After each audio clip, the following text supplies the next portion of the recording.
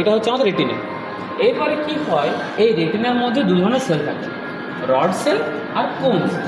ঠিক আছে, আমাদের যে অ্যাকচুয়াল লাইট সেন্স হওয়ার কথা না, সেই সেন্সিংটা কিন্তু রেটিনার স্তরেই হয়ে থাকে।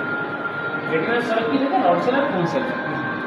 ঠিক, এই সেলগুলো আমাদের কী করে, আলটিমেটলি লাইটটাকে সেন্স করে।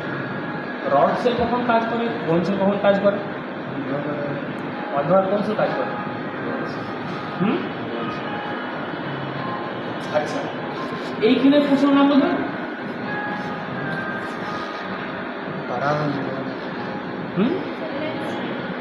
লেন্স লেন্স কোনখানে বলতো, এইখানে দেখ, এখানে দাগ কাটা হয়েছে, এইটা হচ্ছে কর্নিয়াস।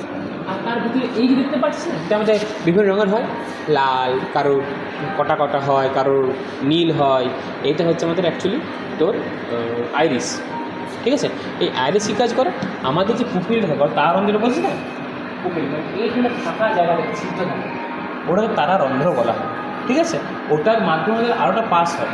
ঠিক আছে, এই পুপিলটা কন্ট্রোল করে কতটা আলো চোখের ভিতরে ঢুকবে বা ঢুকবে না, সেটা কন্ট্রোল করে। ঠিক আছে, এখানে কী আছে বলতো, অপাটিক স্নায়ু। অপটিক, যখনই অপটিক ওয়ার্ডটা শুনবি, ঠিক আছে, তো এই অপটিক ওয়ার্ডটা কার সঙ্গে করে, অপটিক চোখের সাথে, দর্শনের সাথে অপটিক ওয়ার্ড রেড করে। যেখানে অপটিক ওয়ার্ডটা পাবি জানবি সেখানে কোনো না কোনোভাবে দর্শন বা দেখার সাথে কোনো না কোনো সম্পর্ক রয়েছে।